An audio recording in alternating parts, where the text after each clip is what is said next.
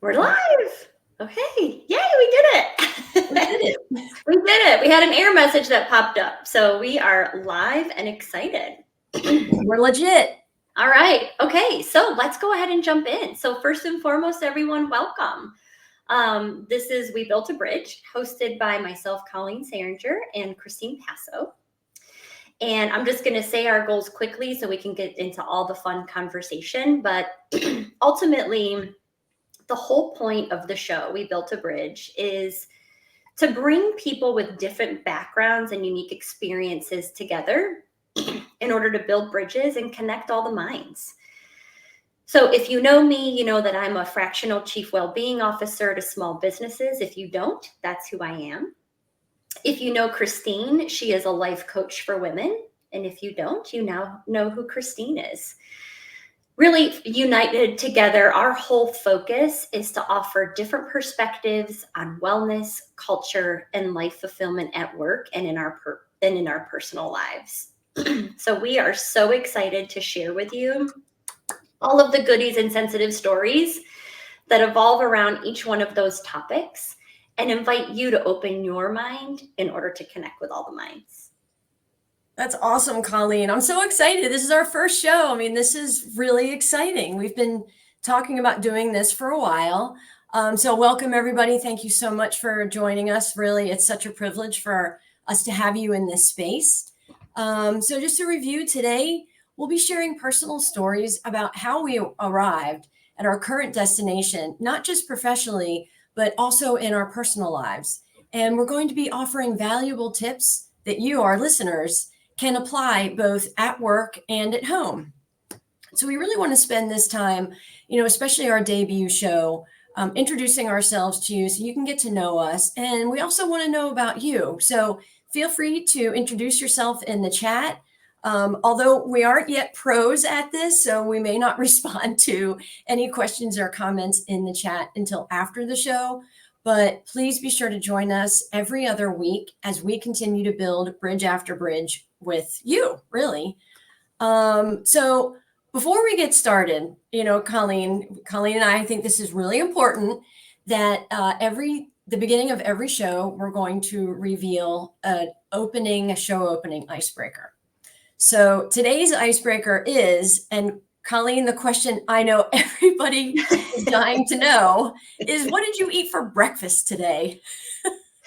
Well, today was one of those days that I felt like I was coming in a little hot. So I had a banana, and then we often have rotisserie chicken in our house. And that is not just for the humans in our house, but to sprinkle a little special treat on our dog's food. Of course. So because it is first and foremost for the humans, I also had some pieces of rotisserie chicken. So that was my breakfast today. What about you? Oh my gosh, it is a little bit of a production for me. So anybody who knows me knows that I like to do things almost the same, especially when it's Monday through Friday, because I don't want to be hassled with, what am I going to eat today? So I eat the same thing every Monday through Friday, and it's a bowl of cereal. And it starts with like these flakes. I think it's called like sunrise, meta sunrise or something like that. Mm-hmm. And I homemade granola. So then I top it with my homemade granola, and then it gets blueberries, right? Fresh blueberries. And then on top of that, I just put, some kind of like a corn chex or something. And I top it off with almond milk.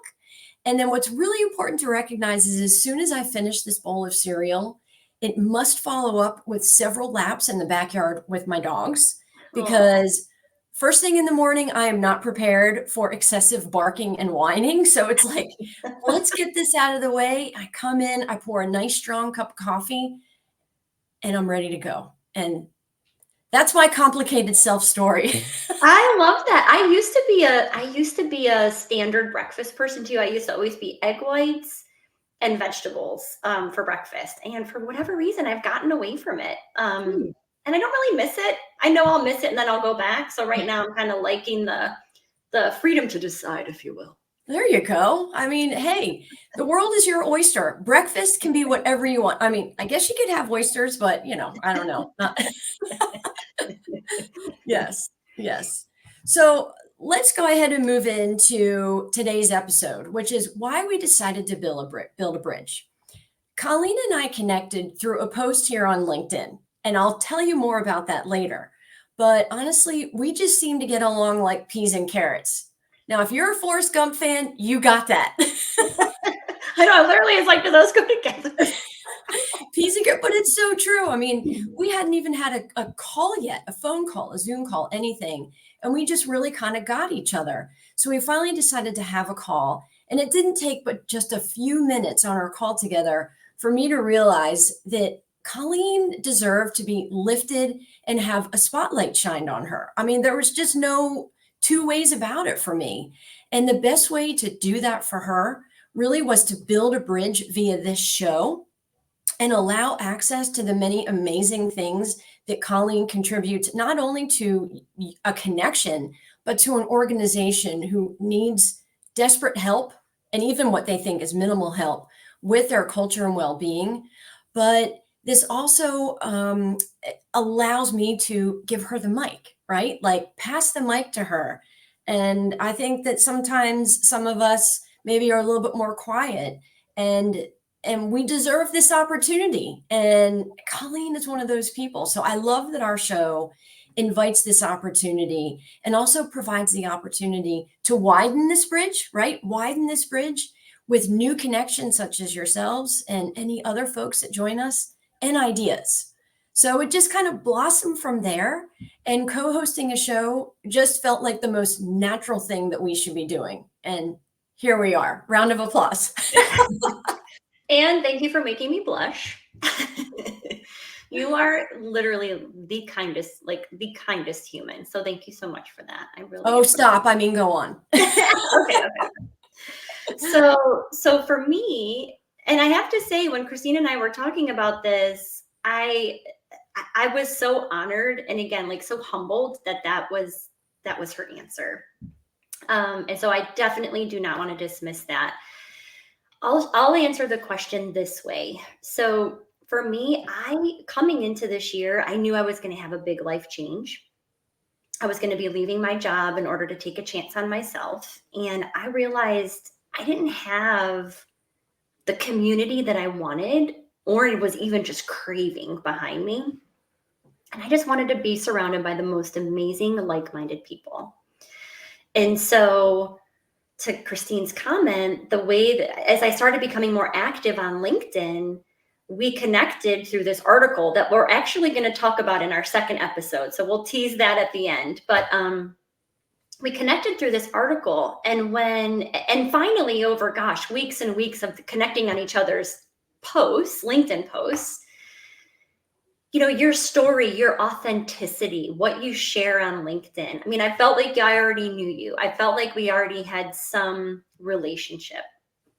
And so when we did finally have the opportunity to meet and you brought this up, to me, there's no better way than, again, going back to the community. That's also like how great work happens there is space for every single one of us. So let's continue to elevate.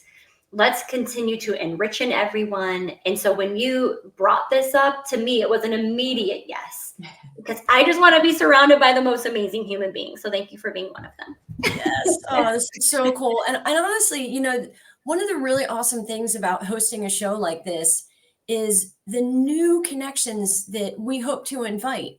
And so that they feel part of that community, because I think that in work and in our personal lives, we might not feel like we belong, or we might not feel like we can speak up. We don't feel comfortable in that space.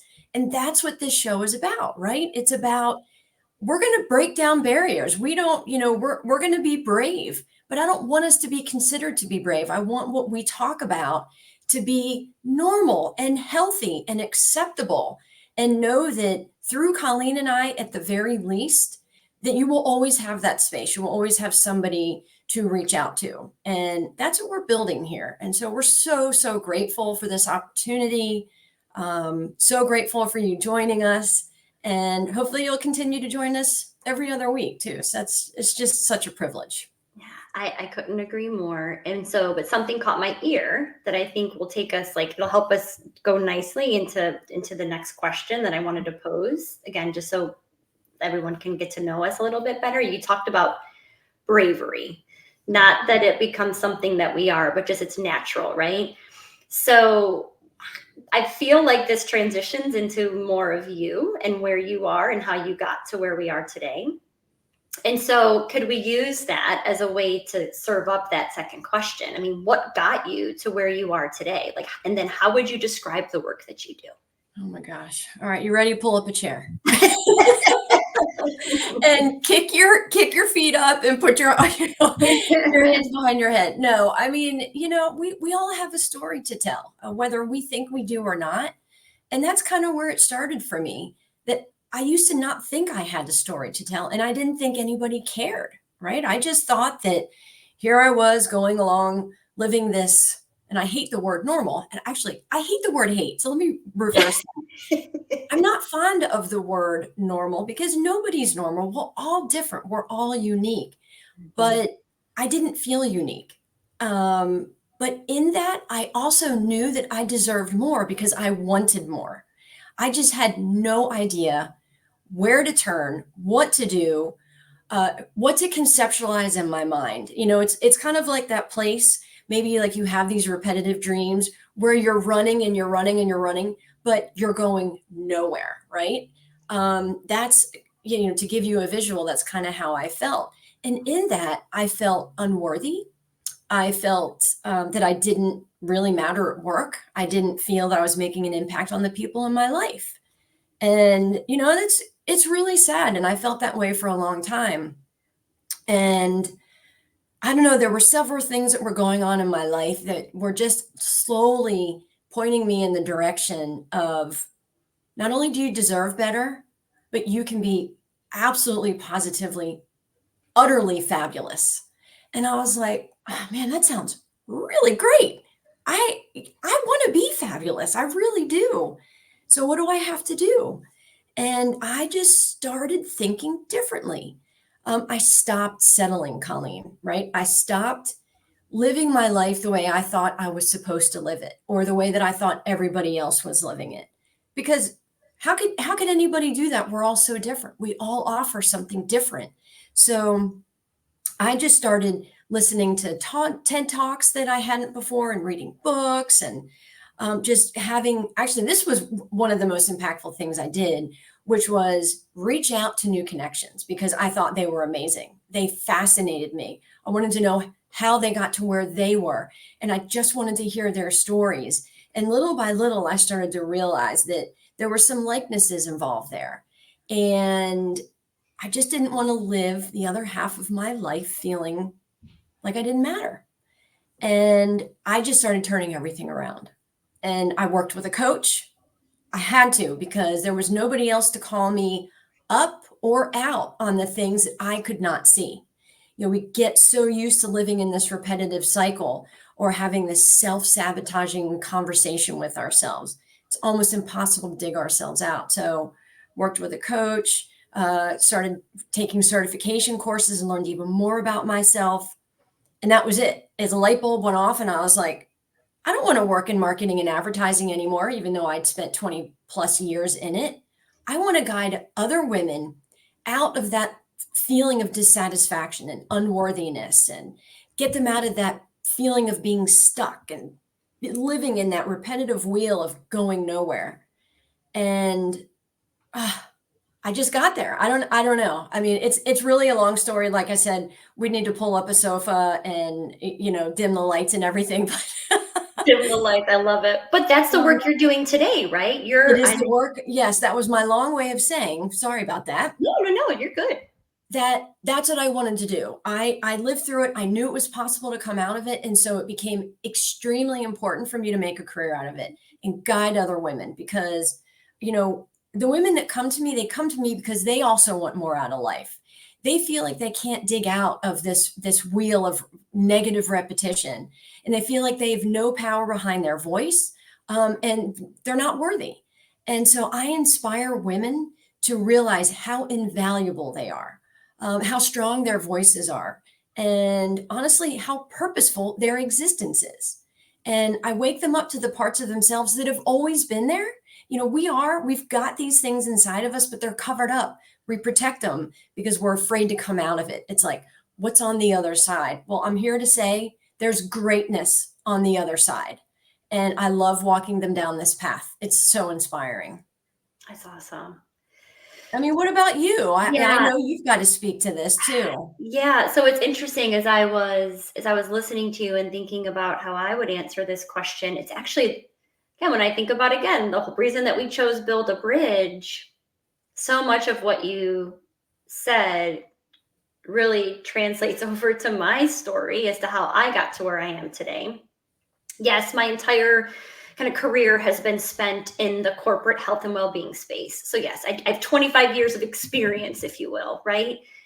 But if I answer the question that was asked of how did you get here today, I knew at the end of 2022, because I had done executive coaching for my career, I knew at the end of 2022, I was no longer going to be working for the company that I was working for.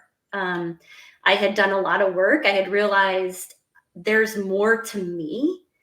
I felt like I wasn't thriving the way I needed to be. I used to say I felt like I was losing brain cells because I was no longer being challenged, and I've got a lot of life left.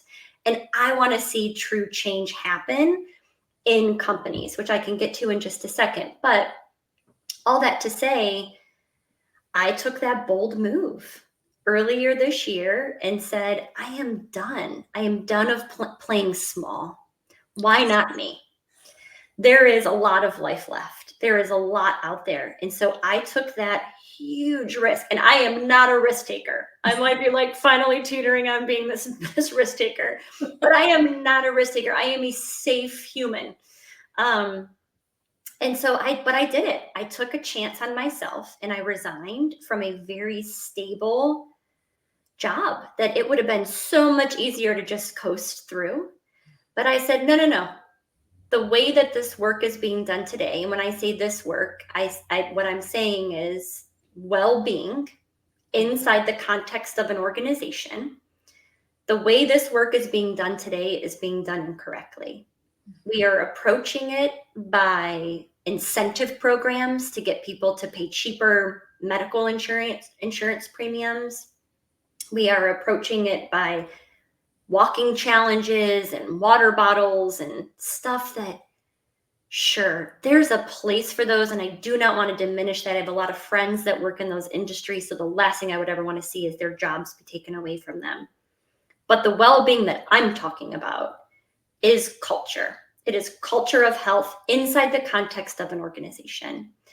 And it is, again, when we think about our bridge theme, the way that this work gets done successfully is if we place a leader at the table who is going to oversee the charge of well-being and culture, and then collaborate with every other leader across the table. You have to join hands in order to make an organization thrive from a culture standpoint. It doesn't work any other way. And so for me, I thought, you know what? It's time. And I do believe that small businesses hold the key to the castle, and being able to make change, make workplaces great for their employees. Small businesses run the world. I mean, right? So let's help them create amazing communities for their people. Yeah. And so that's how, and then I learned about this word fractional, which basically means a part-time leader coming to the table, helping organizations actually do the work. And so all that to say, also a long-winded, lower the lights, kick back, put your feet up. That's how I got to where I am today. I had my aha moment of, no, I'm not playing small anymore. Am I scared as all heck? Absolutely. There were two things that you said. Yeah. I love that you said, why not me? Right? But it wasn't a why me, right? That's the other side of why not me. And I think a lot of times we stay in that why me phase for quite a while. because we feel stuck, right? We feel like we just can't go outside of what we're used to. We just can't open our own business. We just can't take that risk. But you said, why not me? Because you knew what you had to offer, what you can do with organizations is so impactful, and you believe in it. And that's huge. And then a second thing that you said that really I'd like to kind of, wrap into the next question. Yeah. You said that all leaders have to collaborate together, that it can't be 2 out of 5, it's got to be everybody joining in that mission, in that effort. So knowing that, what kind of clues and signs can organizations look for in terms of needing to reach out to you as a fractional chief well-being officer? Yeah, no, that's a great question. So for me, they're worried about the talent pool. I know that there are a lot of companies that are laying off, but there are a lot of businesses out there that don't have enough people to pull from. So the talent pool is small, right? So especially when I think about construction, we have a lot of people retiring from the construction world, and that's a pretty broad group, right? It could be plumbers, HVAC, it could be roofers, whatever. But we don't have enough people coming up into that work. And so yes, there may be bodies out there, but when we bring the bodies in, we want the bodies to stay, because turnover costs a lot of money, right? And for a small business, that's a big hit to the bottom line. So if you're worried about the talent pool, of course, there are some businesses out there that they're just going to have a level of turnover that we're never going to wipe away. But those businesses, we can minimize, we can make it smaller, right? So if you're an organization that typically has high turnover, yet at the same time you're having issues with recruitment because of the talent pool, that's a great sign. If you think you can't afford well-being, or you think that well-being is a walking challenge or is a medical premium reduction, I do not think well-being has to be expensive, because again, this is culture work, and a lot of culture work is limited to no budget. And then again, I probably won't ask you to spend a whole lot of money, right? So like those couple of things come to mind. And then the last thing that I'll add, because I want to make sure that I ask you the same question in return, is there's a lot of organizations out there that think their culture is good. We are solid. We don't need anything. I promise you, your view is just different. You probably do. So if you think you're good, you're set, there's an opportunity. So what about yourself? Yeah. No, that's so true. Because I've worked at a lot of companies where they say that, but they're saying it from up here. They're saying it from their view. They're not spending that really valuable time to talk with the stakeholders and the employees that are not C-level, that are not in a leadership role. It's where you get the good information is the stakeholders. And, I think that's part of the issue. If you agree to that. Yeah. Oh yeah. Sorry. Yes. No, I totally, I'm like, yes. Yes. Yeah, Well, totally it's all about the people. The people will tell you. So ask them. Ask them. So big. So what about yourself? Yeah. How would you answer that question? So for me, I mean, honestly, the signs, it can be as dramatic, Colleen, as crying during work hours. I mean, if a woman has gotten to that point, so I will, specify and target in on women, because I coach mid-career women. But if you are crying during work hours, you have pushed yourself to that limit. And when I say that person they have let themselves reach this point, because it is nobody else's control. It is our control to take responsibility for our happiness. So if they're crying during work hours, that's a major, major red flag. If they're feeling like there's no way out of their situation, of their life, of their unhappiness, and that they're stuck living that life, that's another clue. If they've lost sight of their purpose, their passions and hobbies or interests, right? I mean, some of these things are really obvious. I know for me, I used to say, well, I don't even know if I know what I like to do anymore because I was so lost in myself. If they're feeling lonely or unseen, even when they're spending time with loved ones, good friends or family, that's another sign. A really big one is self-sabotaging. So we are so good at this inner negative dialogue of what you just said wasn't good. You don't measure up. You're not worthy. No one likes you, or you don't get invited because, you don't have anything interesting to say. You don't know what you're doing at work. I mean, all these really, really harsh things to say to ourselves that becomes a cycle, and we keep doing it, and then we allow things that happen to feed that. It's like, oh, of course that happened because I don't have anything smart to say. I don't have anything important to say. So for me, I felt there wasn't a doorway leading me to solutions and options, and it really was for this very reason that I developed, I designed, I put together a workshop. It's a free workshop. It's titled What It's Like to Work with a Life Coach. I mean, bam, like all packaged in this minimal 15-minute workshop. You can just get the link for it. It's not a live thing, because I think, this is a really sensitive subject, right? I mean, if we're not willing to reach out to a coach, we're sure as heck not willing to join a live webinar where our face and our name shows up with 30 other people. So it was really important to me. And this workshop is geared to answer the kinds of questions of what will be expected of women when they work with a life coach, and what kind of questions will they need to answer from themselves, and then the results they can anticipate. So, and then there's kind of like a really cool little sneak peek of homework at the end that they could try out for themselves to give them a real idea of what it would be like to work with a coach. So honestly, if anybody has ever thought about working with a coach, this workshop is a no-brainer. It really is. And I am super proud of it. And I just want to provide that doorway, period, for women to access so that they know and can figure out how to make a decision for themselves. Yeah, I'm so glad you brought up the workshop, because I was going to give it a plug if you weren't going to. Thank you. Thanks for looking out for me. Yeah, I mean, because I had a chance to view it, and it's fabulous. And I think a lot of us are afraid to take that first step, but to your point, it's put together so well to help give that sneak peek, to hopefully remove the often, which is one of the reasons we don't take that first step, is just the fear of the unknown, right?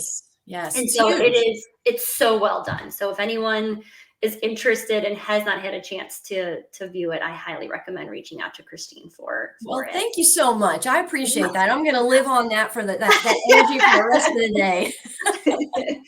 Okay, so do we want to do I know we said 12 to 12:30. We have 2 minutes. Do we want to do? We have 2 minutes. So first, let me ask you, aside from LinkedIn, since it's pretty easy to just click on your name and go to your page, is that the best way to contact you if an organization is interested? Yeah, right now that's the best way to get a hold of me. More to come on websites and all of that other good stuff. But yes, LinkedIn is going to be the best way. What about yourself? I know you have a website. You obviously have LinkedIn.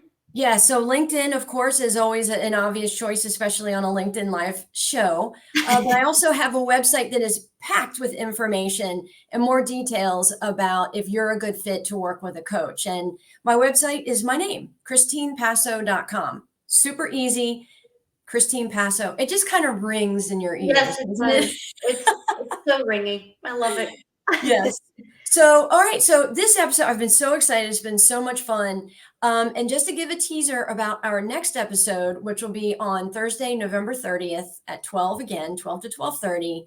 The title of that will be, Would You Replace Your Managers with Coaches?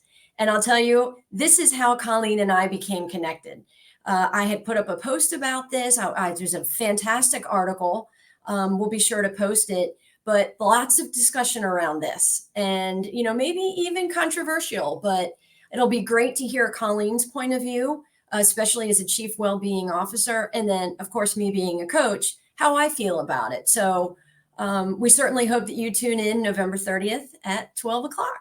And we'll see you soon. Thank you, everyone, for joining. Christine, it was great to see you. Oh, it's always great to see you and be in your space, Colleen. Thank you so much. And thank you, everybody, for joining. We'll see you soon. Talk to you soon. Bye.